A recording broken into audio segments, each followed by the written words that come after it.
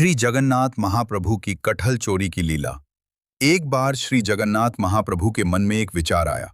आज हमें परिश्रम करके भोजन करना है, आखिर कब तक बैठे बैठे खाते रहेंगे। तभी उनके परम भक्त माधव जी दर्शन करने आए।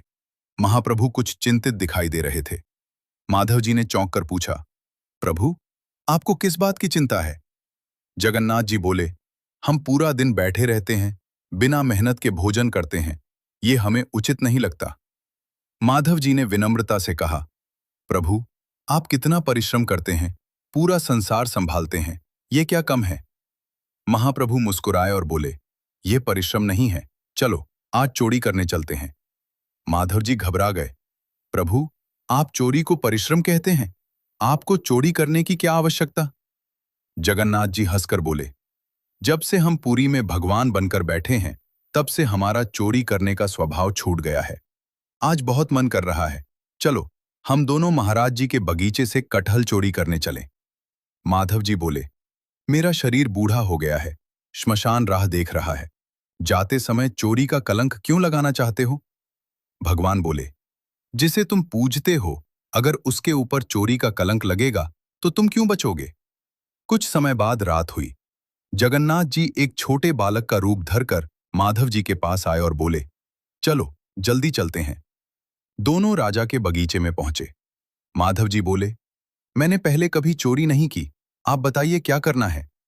ठाकुर जी बोले, आवाज मत करना और थोड़ी फुर्ती रखना, बाकी मैं संभाल लूंगा।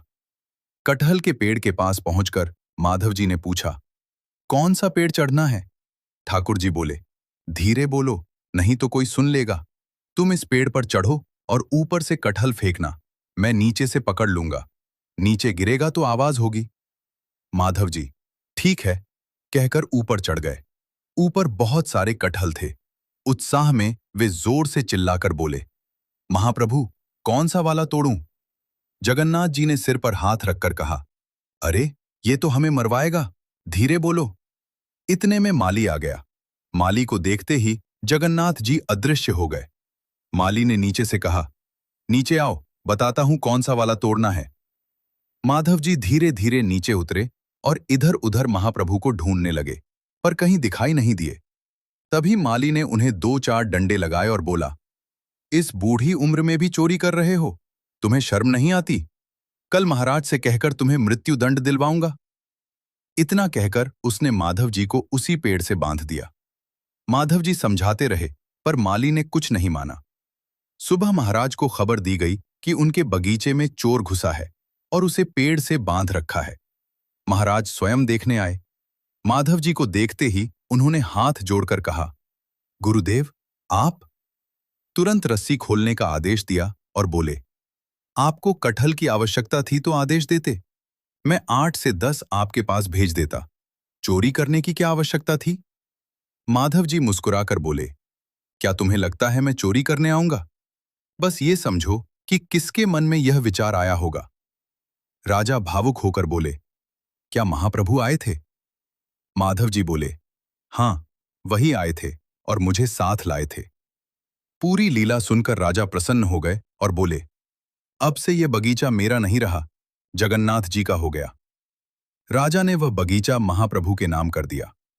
इधर माधव जी मंदिर पहुंचे। उन्हें देखते ही जगन्नाथ जी छिपने लगे। माधव जी बोले, कहाँ छिप रहे हो महाप्रभु? मुझे वहां अकेला छोड़कर आ गए। महाप्रभु हंसकर बोले, कैसे आनंद आता? तुम इतना हल्ला करोगे तो चोर कैसे बनेंगे? माधव जी हंसते हुए बोले, महाप्रभु, आप तो अकेले खाली हाथ भाग आए, मैं तो पूरा बगीचा ही आपके नाम करवा कर आया हूं। अब खूब कटहल तोड़ तोड़कर खाना। इस प्रकार भगवान और भक्त की यह मधुर लीला सदा सदा के लिए अमर हो गई।